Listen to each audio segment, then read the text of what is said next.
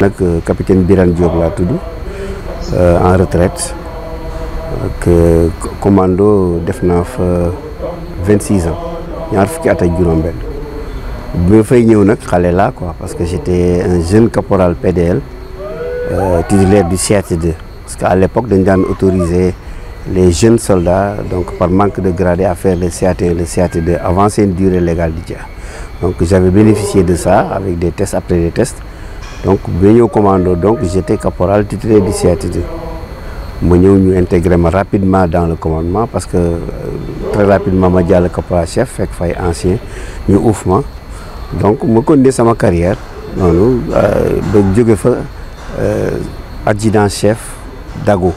donc laa fa jógee dem Kaolack def 1 an ak Kaolack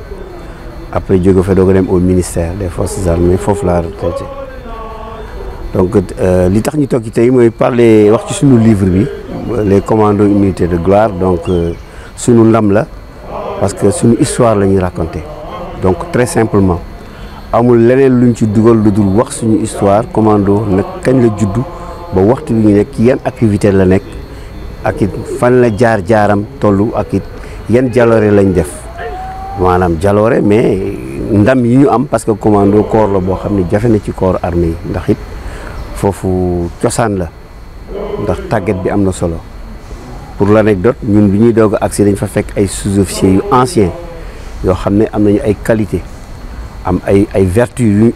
am lu ñuy bañ am ay principes yu ñuy défendre donc bu ñu fa ñëwee jeune grade dañoo jël ci seen i loxo teg ñu si yoonu njàngale ak fulla ak fayda ak liggéey donc loolu nag forcé nañu wax dëgg yàlla ba tax na suñu carrière jafewul tellement parce que nos examens on les a passés facilement on a été de très bons soldats avec tout ce ak li ñuy laaj yëpp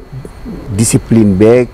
voilà comportement beeg personnalité ak éthique beeg lépp yàlla def nañu ñu ko donc ba ñu yàlla defee ñu nekk ay officiers ñuy officier rampant ba ñuy retraité commando nag bari na jaar-jaar parce que suma ñi ma fi jiitu wax nañ ko commandant Guèye ak commandant Yaya Sy ak bari aussi ay xeex yu mu def parce que opération yu am ci Sénégal lu ci bëri commando mi ngi ci biir man mi am na yu bëri yu ma ci bokk même bu fekkee ne am na yoo xam ne sax bokku ci lépp mu ngi ci biir livre bi daal waaw yii ma ci bëgg a waxtaane nag mooy opération Ginaaru ak opération si Diouloulou 1 et Diouloulou 2 bon bu ñu jëlee Ginaaru mi ngi tombeek ku ñuy wax commandant Pape Samba Camara nekk chef de corps ci commando matul sax 8 mois ñu ñëw Ginaaru mu ñëw tombe ci opération boobu ñu ànd ak moom dem def ko li tax nag Ginaaru am xëy na kilifa yu mag yi ñooy mën a gën a xam les vraies raisons mais li ñu évoqué daal mooy que ne zone boobu noonu temps yi fekk ne jàmm am wala genre accalmie ci diggante rebelles yi MFDC ak armée sénégalaise mais malheureusement pour l'armée et les populations ñoom dañ ci profito daal di occuper terrain bi aménager ko à leur faveur daal di tere nag yoon yi ak déplacement nit yi ci axe yu bari parce que boo seetloo yoon boobu noonu bi jógee Oussouye jaar Santhiou Manjaak dem Cap Skirring fa la touristes yi daan jaar ay jamono ak auto transport yi mais xeex bi indi def na ba tax ñoom dañ ko miiner kenn jàllatu fa donc ñu def ko seen bërëb genre sanctuaire la donc nag commandement bi xam naa daal di jox commando ordre pour que ñu ubbi yoon boobu waaw loolu mi ngi am ci avril 95 ak le commandant Pape Samba Camara bi ñuy dem nag bon y avait 3 compagnies benn bi capitaine Meïssa Sélé moo ko doon commandé mooy actuel ex aide de camp du président Macky Sall ensuite il y a le capitaine Cheikh Wade qui avait la 2e compagnie donc il y avait un commandant un capitaine Para Seyfilay Sow moo ñëwoon en apport et il y avait le capitaine Gor Magnan donc qui avait la 3e compagnie donc commando opération mu métti la parce que dans la mesure où àll boobu xëy na fekk na ñun xamoon nañ ko parce que daan nañ fa dem je me rappelle 81 dem nañ fa occuper Santhiou Manjaak remplacer fa benn compagnie bu doon dem Liban donc miin nañu secteur bi effort yuutu temps yi jàmm am na ñu fa daan dem di football ak ñoom sax di def ay vraiment ay rassemblement yu bien di leen jàppale ci ay aliments parce que ñoom seen chasseurs yeeg yenn villageois yi daan jëm ci camp bi di fa lekk seek yooyu donc xale yi daan jóge ba EFOC di ñëw ba Santhiaba ba di fa foo ba 21h bu ñu fay suñu groupe électrogène donc il y avait une bonne symbiose entre nous mais la guerre est venue vraiment yàq lépp mais donc opération boobu ñu ngi départ ay booru 4h du matin lañ jóg dem dugg si yoonu EFOC bi vraiment ci lëndëm googu ak tout ce que ça comportait comme barda gars yi vraiment dox bu solennel quoi silencieusement donc di jëm Santhiaba Manjak ci yoon bi nag fekk nañ ci li ñuy wax ay abati mooy garab yi ñuy daaneel traversé ko yoon bi pour kenn bañ jàll bon am na ci nag yoo xam ne yu bees la parce que lu bees loolu li tax gars yi def ko fa information moo leen ko jox parce que je me rappelle ñun avant ñuy entamer opération bi def nañ Elinkine 11 jours de yoo xam ne dañuy préparé wu di waajal xeex bi mais malheureusement ci foofu ñu toog lañ dégg presse bi ne 3000 commandos sont en Casamance pour faire un ratissage donc cette information là a alerté les rebelles donc ñu waaj donc xamoon nañ ni du yomb donc obstacle yu mel noonu fa lañ ko fekk mais pour jàll ko jafe ñu trop malgré que les risques ñu jël contour parce que xam nga commando ñun wala bu ñuy dox ci àll bi ci piste yi rek la ñuy mën a jaar parce que àll bi mine yi bëri na obstacle yi bëri na donc voilà lëndëm na malheureusement nag foofu la ñu gars yi doon xaar parce que obstacle yu bëri ñoom dañ koy piéger donc boo ko bëggee nit am ay jafe-jafe mais yàlla suturaal nañu bi ñu accès nag bay dugg ci parc bi ci lañ jëkk am suñu premier accrochage vraiment accrochage bi nag ñu ñàkk ci kenn ku ñuy wax Pierre Moundor un soldat de la première compagnie boo xam ni soldat bu xoromu la woon parce que ñu ngi fàttaliku l'avant-veille avant ñuy dugg mu ngi doon animé foofu à Elinkine ndeysaan nit ñi di ree muy défoulé wu quoi mais c'est lui qui était le premier tombé ak ay blessé vraiment alors sur place nag ñu taxaw alors daal di organiser benn évasane pour yóbbu ko moom ak blessé yi à Oussouye malheureusement ambulance bi daan war ci embuscade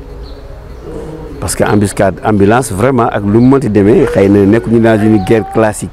yoo xam ne nit ñi dañuy respecter le droit international humanitaire mais les gens ont attaqué l'ambulance donc il y avait un jeune médecin là-bas il est actuellement colonel il était lieutenant Cheikhou Camara donc c'était sa premier baptême de feu la vraiment moom ma doon yóbbu fa daanu ci ak le commandant Guèye bi quand il était sous-lieutenant ak ñeneen ma heureusement pour ñun chef de corps bi yëg na ko mais embuscade boobu nag bettuñu parce que man sama bopp sama section moo nekkoon ci ginnaaw di couvrir garde arrière mais dama remarqué woon ne am na ñuy topp suñu ginnaaw daal bu ñu taxawee ñoom ñu laqatu ci benn garab wala ci benn bosquet après moo ko chef de corps bi ma ne ko mais moo ko maanaam am na ñuy topp ci ginnaaw de mu ne ma non laisse-les je sais que ils nous suivent mais bàyyi leen ñooñu ñoo def embuscade bi waaw donc ñoom seen principe la quoi dañuy am ñu nekk ci kanam di xeex ak yow mais ñu nekk sa ginnaaw topp la pour bu blessé amee bu ngeen wàññeekoo ñu dal sa kaw donc c'était leur stratégie bon xamoon nañ loolu mais heureusement yàlla suturaal nañu ba embuscade boobu amaatul dégâts parce que booba temps juste avion bi Salmacoor avertiroon nañ ko donc mooy je salue au passage le colonel Pabloum parce que moom Salmacoor ñun dañ ko daan tooñ rek dañ naan mais xoolal ceeli bi ci kaw la mais loolu la ñuy jëriñ mais en fait il nous a beaucoup servi parce que du ci opération boobu rek sax d'ailleurs parce que Salmacoor non seulement dina la relayer ces informations parce que parfois suñu liaison de communication du jàll parce que appareil yi parfois il y a des problèmes donc réseau bi du jàll souvent comme on dit donc parfois aussi moom dinañu wax ni moytu leen parce que gars yi ñu ngi leen di contourner donc dël ci kaw da koy gis quoi donc sincèrement ñu dañ ko daan tooñ mais il nous a beaucoup aidé ci suñuy manœuvre aidé ñuy vraiment ci communication yi ba empêcher aussi ñu daanu ci ay embuscade donc loolu ñu ngi leen koy gërëme quoi malgré que ñu dañ leen yaboon trop quoi alors léegi nag ñu continuer di xeex mais pratiquement après suñu premier accrochage dafa mel ni après gars yi dañoo daw parce que ñun bi ñu defee pause ba évacuer suñu blessé yi dañu continuer nar a continuer ñu ne bon léegi comme gars yi dañuy nekk ci kaw garab yi di tirer suñu kaw alors on n'a qu'à diriger des tirs sur les arbres parce que ñoom foofu la ñuy ils nous voient venir de loin dañuy gis ñu ñëw donc ñun dañuy dox comme ay gumba rek parce que gisuñu dara ñun on va di leen wëri on va à leur recherche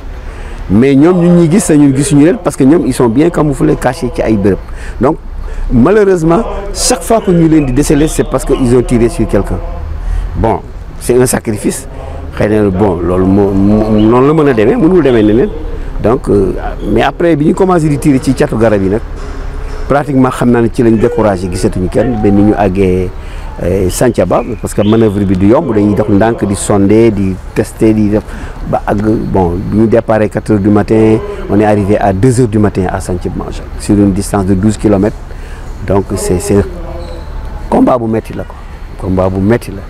donc mais yàlla suturaal ñu àgg Santhiaba Majak 4 heures bon tout le monde était épuisé donc au passage on a ramassé notre mort def ko ci oto bi yóbbu.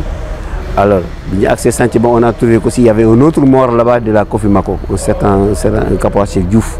boo xam ne ñoom dañu jëloon de l'autre côté di ñëw jóge Djirak di ñëw ñoom tamit ils se sont accrochés bon man malheureusement yàlla dafa tombé woon man maa resoon gars yooyu quoi donc comme maa nekkoon le truc derrière daa ramasser les morts ñëw teg ma ñëw tëral morts yi foofu noonu léegi comme j'étais fatigué ma daal di tëdd seen diggante sànku quoi gars yi xëy la matin ma dégg chef de corps bi naan un sergent Cheikh Fall la demal lijjanti suñu camarades yooyu ñu yóbbu leen aussi pour ñu évacuer leen mu ne ko mais moo ko mën a y a 3 morts mu ne ko non y en a 2 mu ne ko non y a 3 bon alors heureusement ñu ñëw fekk man la ñuy muri ba tombé ci man ñu ma mais chef yo sergent chef temps waaye man la waaye dama tëdd dama sonn mu ma yow tiital nga ñu bon en fait c'est des anecdotes vraiment tout le monde a ri de ça après bon ñu yendu fa def remise en condition. Bon, jour boobu on n'avait pas de quoi manger. Et je me rappelle, on a mangé du riz avec ay mango verte. Parce que le ravitaillement qui devait venir, pareil, nous avons dit avec le capitaine Adama Diop, il est parti colonel. Donc, nous avons dit que nous avons roquette piège dans le auto. Pour nous tëb. Léegi nag ñoom tam ñu bloqué ci yoon bi. Donc comme ñoom agsi wuñu, gars yi ne bon nañ togg ceebu mango quoi. Mais c'est bon hein, façon. Ceebu mango bu ñorul loon quoi. Moo doon ndawal gi gars yi dóor ci ba gàtt bon après entre temps on est parti chercher le ravitaillement bon ñu demee jël ravitaillement bi y a eu des combats encore là-bas parce que y avait une compagnie bu génnoon donc gars yi combattre ba si ak gars yi taal àll bi suñu kaw donc ils ont brûlé fait un feu bi commencé ñu envahir avec la fumée bon ñu tam bi ñu àggee le ravitaillement qui venait avec la compagnie para mënul agsi dañ ko jël séddoo affaire yi bagages yi ñii ceeb ñii diwlin ñii ku nekk daal loo mën a gàddu si sakado ñu indi ravitaillement bi quoi bon alors journée boobu noonu la demee donc heureusement après safara bi fay heureusement après le lendemain nag il fallait ñu reprendre pour dem sur EFOC alors parce que il faut ñu dem EFOC ba yuutu alors le lendemain bi ñu xëyee former les compagnies daal di taxaw chef de corps bi joxe ay briefing am après ñu assiste dafa benn scène bu émouvante parce que ñaan yi quoi gars yi ku nekk day ñaan et c'est là où on a découvert que di nga gis nit dafa ni xamul dara fekk ne am na lu mu làmboo gars yi ku nekk à sa manière ah ñi gën a def ay xaatim ñi gën a def ay jat ñi gën a di tàllal ay sengoor donc mais ça c'est normal parce que en fait boo seet ne ñun sunu maam yi gàllaaj la naan xeexee même ñi ñuy jàkkaarlool ni ñoom ay def ay xërëm parce que koo ci jàpp boo seetee ndigam sa waay ay ndombak ay xaaw yu garaaw nga fay fekk donc c'est notre réalité donc gars yi ku nekk def sa njaan voilà ñi def ay xaatim ñu jéggi voilà ñu jàll tristement c'était vraiment émouvant gars yi jàll commencé ñu manœuvrer dugg si yoonu EFOC bi yoon boobu 5 kilomètres la mais 5 kilomètres yooyu def nañ ci ñaari fan waaw parce que xeex bi dafa metti et te le malheur est que yoon boobu dafa nekk yoon bu rectiligne dafa tout droit pratiquement bariwul jadd-jadd mais au fond il y avait un bunker boo xam ne fa la gars yi nekk ay rebelles mais bunker bi ni ñu ko defaree sax c'est super efficace ñoom fa lañ laqatu di dóor rek mënuñu avancer bu ñu avancer ñu dóor te mënuñu déborder de trop bon alors bi ñu affaire bi jàqale on a fait appel au blindé ci le capitaine Maguette Guissé laa ñëw daal di dóor fa ay ubbi rek yoon bi ubbeeku alors ñu dem on a trouvé là-bas 2 cadavres ay fekk fa panier orange ndeysaan seen ndox ak seen i affaire daal après ñu enterré leen après ñun tam foofu on a eu un mort bu ñuy wax Samb de la première compagnie ak un blessé le sergent chef Djibi Ndiaye donc après ñu toppatoo leen ensuite bon am nañu fa daanu ay yësi aussi faut le dire c'est notre nature parce que gàllaaj yi xam nga gars yi am na ñoo xam ne séeréer yi xam nga dañoo mën a takku ñuy takku ba fees del donc am na ci ñoo xam ne daan nañ fa ay yës yi ñu calmer leen dindi seen i gàllaaj affaire yooyu quoi tooñu ma leen nag quoi après ñu continuer mais il faut reconnaître que def nañ fa benn découverte tam bu ñu jaaxal parce que ci benn rebelle bu mort bi dañ fa fekk benn poste rajo Cougar amoon na marque Cougar rajo yu ndaw mais ndekete rajo bi daal dafa branché wu ci suñu fréquence communication li ñuy wax yëpp ñu ngi koy dégg alors ñu def fa test poste rajo yi wax alors mu répercuté wu ñu dégg ñu ne donc ñii ñëw lii moo tax ñu sonal ñu donc c'était un problème et puis un enseignement à tirer sur le fait que comment nos postes de communication là si sophistiqués et efficaces peuvent être facilement captés par un poste vraiment rudimentaire qui ne vaut même pas 1000 francs. Donc c'était un truc boo xam ne gars yi war nañ ci réfléchir quand même nga xam ni bon ñu mën déglu li ñuy wax bon bi ñu fa jógee après ñu continuer la progression mais pratiquement on n'a plus rencontré de résistance ba bi ñu àgg biir EFOC alors ñu def dispositif foofu 4 compagnies donc occupé ku nekk sa position ñu consolider fanaan ñu xëyee le lendemain ñu ne léegi 3e compagnie day dem sur YouTube. Donc Youtou EFOC aussi c'était pratiquement quelque chose comme 3 ou 4 kilomètres soreewul noonu mais c'est traversé par benn talweg bi nag genre rizière la boo xam ne dafay étiré wu sur une longueur bu gudd mais foofu daal lañ fa fekk ci ay nag plus de 400 têtes de bœuf fekk nañ ko fa ndekete gars yi ñoo ko fa dajale woon quoi bon parce que amul borom quoi ñoom ñoo ko fa dajale woon ñu ñëw def la manœuvre mais pratiquement aussi sur la route de Youtou on n'a rencontré aucune résistance gars yëpp a daw mooy malgré ça on a manœuvré correctement di sonder di xool les endroits dangereux ba dem ba àgg Youtou on a trouvé que des vieilles personnes ay màgget lañ fa fekk bon gars yi installé wu la 3e compagnie mais Youtou nag aussi il faut reconnaître que c'est un village moderne quand même vraiment avec un hôpital des infrastructures correctes bi ñu demee commando yi installé wu occupé chef de corps bi joxe ay consignes après gars yi consolidé léegi ñun ñu wàññeeku ñibbisi mais 2 jours après on a eu un mort là-bas parce que on a eu un sergent là bu fa demoon mission Tafa Diop ànd ak benn chauffeur au retour il est tombé dans une embuscade tiré ci kawam rey chauffeur bi bon moom brave qu'il est il a tout fait pour amener le véhicule jusqu'au camp après bi ñu amee information sax ki ko def si ñun la bokkoon quoi c'était un capitaine chef du commando qui avait été radié de l'armée pour conduite bon c'était comme ça il avait rejoint le groupement des rebelles donc c'est ça mais en tout cas li ñu ci tiré comme enseignement mooy que EFOC Youtou boobu li ñu ci jëlee mooy gars yi dañu am ay système de communication par pilon ou par bombalon xaw ma seen tam-tam en bois boobu la benn guddi lañ toog ñu dégg affaire bi di tëgg quelqu'un nous a traduit que les gens demandent du renfort donc ñu ne ah ok d'accord même les coups de pilon aussi ça nous est arrivé de s'approcher d'un village ñu dégg ay coups de pilon alors le gars nous a traduit mu ne ndaw si mi ngi wax ne yéen a ngi fii quoi donc vous voyez donc tout ça là c'est des enseignements ensuite am na aussi yeneen signes distinctifs par exemple ñoom ils ont la capacité de plier des feuilles d'arbre teg ko de telle sorte que voilà ay nœud lañ ciy def bu ñu ko tegee yow da ngay xam le nœud là zone de repli ainsi de suite wala fii nii c'est dangereux wala fii ay ennemis ñu ngi fii wala donc am na lu muy signifier loo xam ne ñoom xam nañ ko daal donc nous avons pris photo de tout ça là xam à peu près am fa expérience quoi bon li ñu xam aussi mooy li ñu fay jëlee ko aussi comme expérience aussi que ni mooy commando ni muy organiser doy na waar parce que dafa mel ni affaire bi routine la quoi nit ñi dañuy dem ba entraînement yi mokkal nañu affaire bi nga xam ne tu n'as pas besoin parfois di wax kii defal lii lu ñu war a def rek am na koo xam ne jëlee na ko déjà ba anticiper na ci. il nous est arrivé en cours de route nag benn anecdote avec le chef de corps PSK Samba Camara parce que ni ñuy progressé nii ba toog jël pause ndekete am na un groupe de rebelles bu ñu jalonné quoi ñu latéralement attaqué ñu latéralement donc c'était brutal dafa jékki-jékki rek rafale bi dem rombuñu mais ma gis commandant bi tëb ak vraiment benn promptitude boo xam ne daal di tirer moom tam riposter planqué après ma koy tooñ quoi ma ne ko mais premier coup de feu du chef de corps ay mu yuuxu sama kaw non mais man je suis un combattant hein et je sais me défendre hein après bon anecdote boobu bon gars yi ree ci ñi de la yente mais après c'était la bonne ambiance quand même Bon, mais en tout cas, ce qu'il faut retenir de EFOC et YouTube, quand même, on a rétabli les trucs parce que après, avant nous même certaines populations, nous avons commencé à nous faire des tool mango, des naktok commencé. Donc pratiquement, bon, vraiment, on a rétabli quand même le truc là-bas. La calmie. Et puis l'itinéraire était devenu fréquentable parce que sur nous, malgré que la population est parce que après, Santiago Manjac, il y a une mine. Donc pratiquement. Mais les autres, quand même, ils ont circulé. Donc c'est ce qu'il faut retenir de EFOC et on a rétabli vraiment la paix là-bas. Après, avant, il faut y il faut noter aussi que nous tombons dans une période où nous rechercher les deux touristes là. Les couples de touristes Cave et Gagnère. Parce qu'on les a recherchés, on a exhumé beaucoup de tombes dans le secteur en pensant qu'ils étaient là-bas.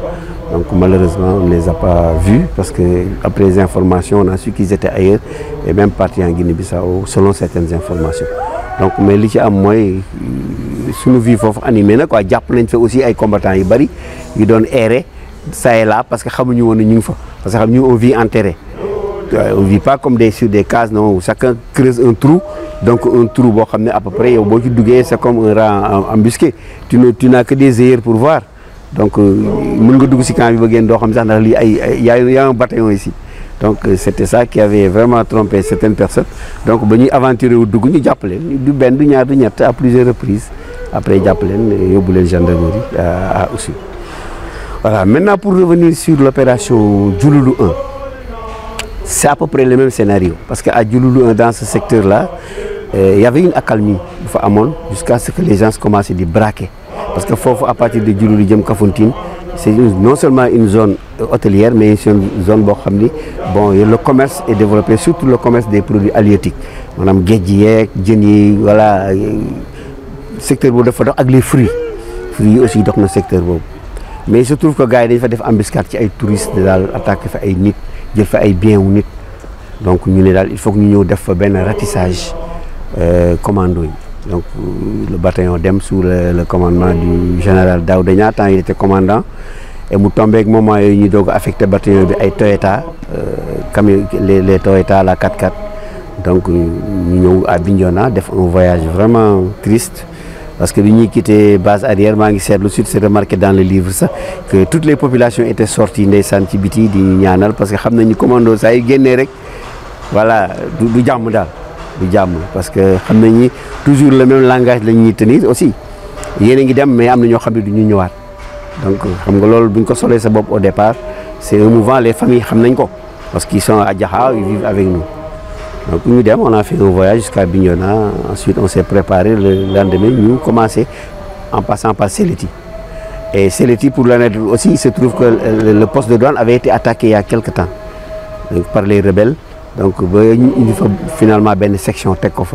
pour nous protéger. Donc on a vu tous ces vestiges là, bureaux saccagés tout ça là. Alors nous avons longé la frontière gambienne pour aller vers le village de Touba en passant par le village de Dar Salami. Mais ci bir yoon bi ñun tam day daan nañ ci benn embuscade parce que dafa am ay xam nga frontière bi ligne bi pratiquement moom la ñuy longer mais am ay rebelles yu sol robe jigéen ñaar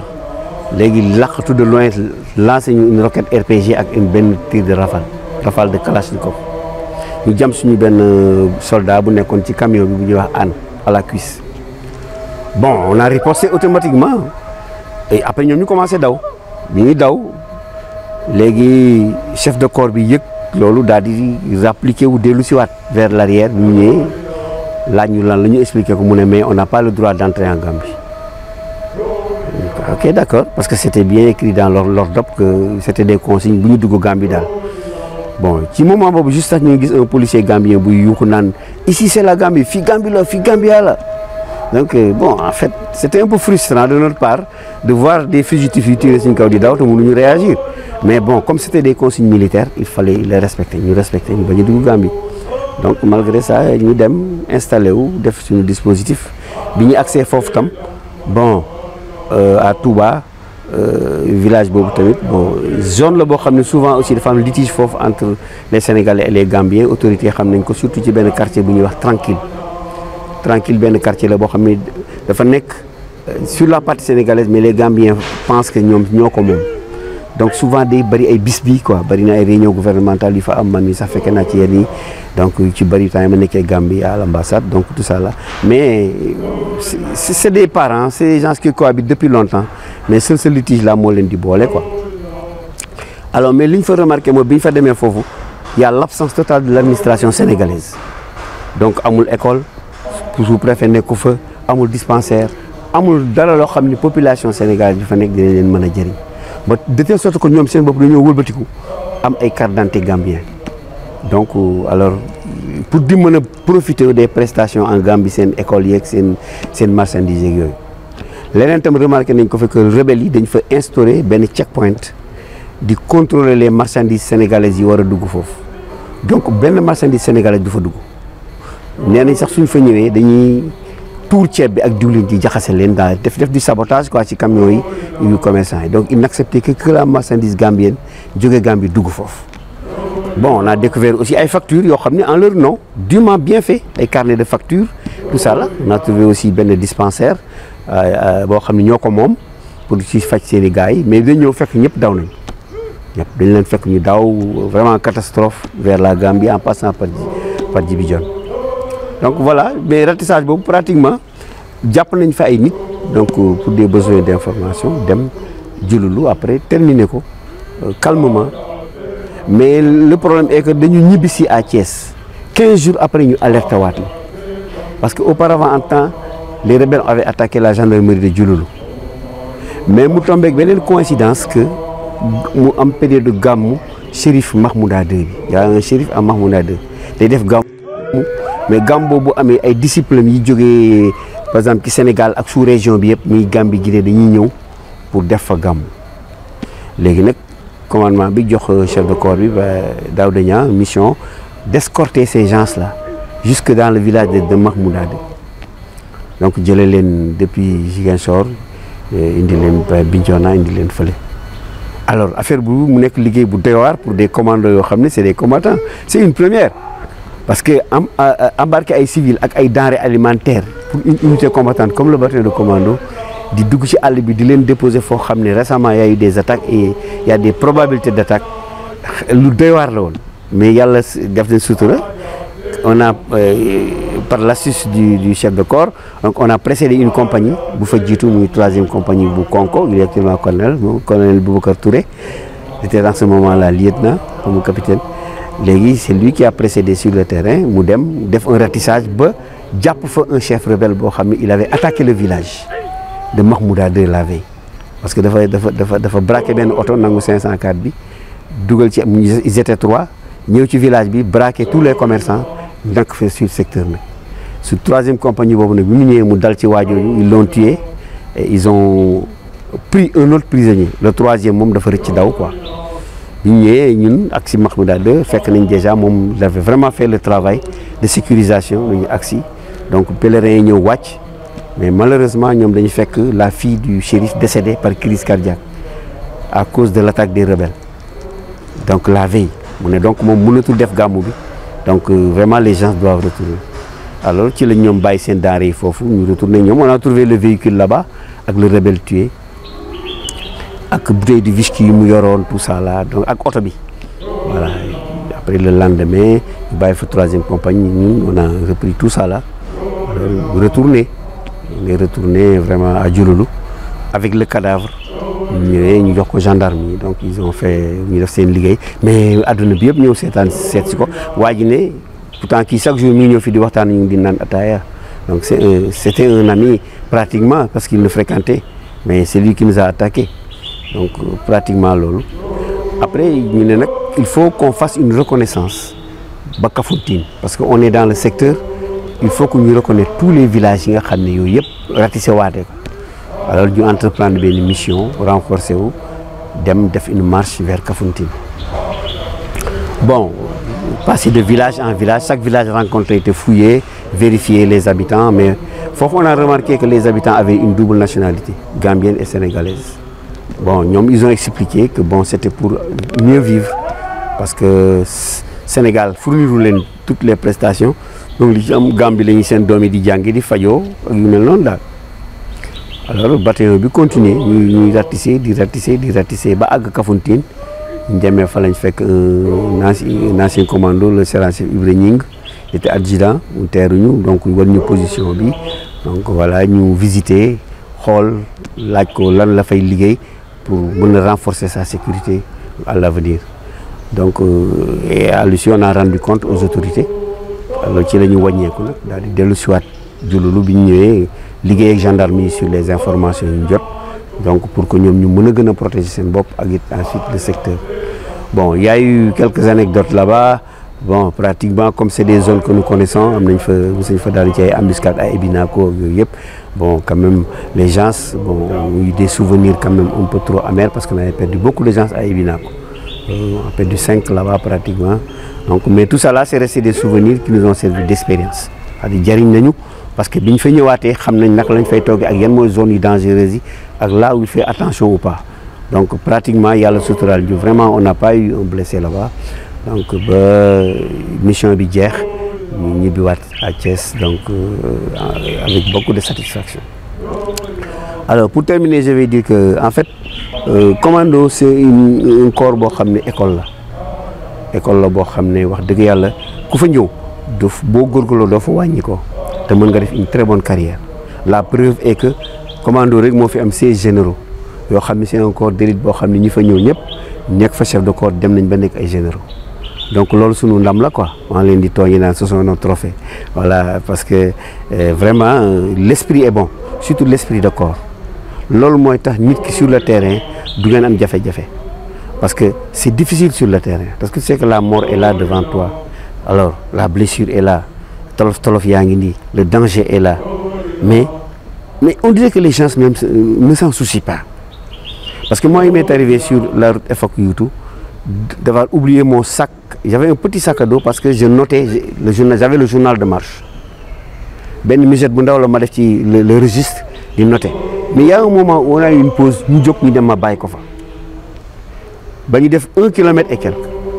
Je m'en suis rendu compte, j'ai dit au chef de corps mais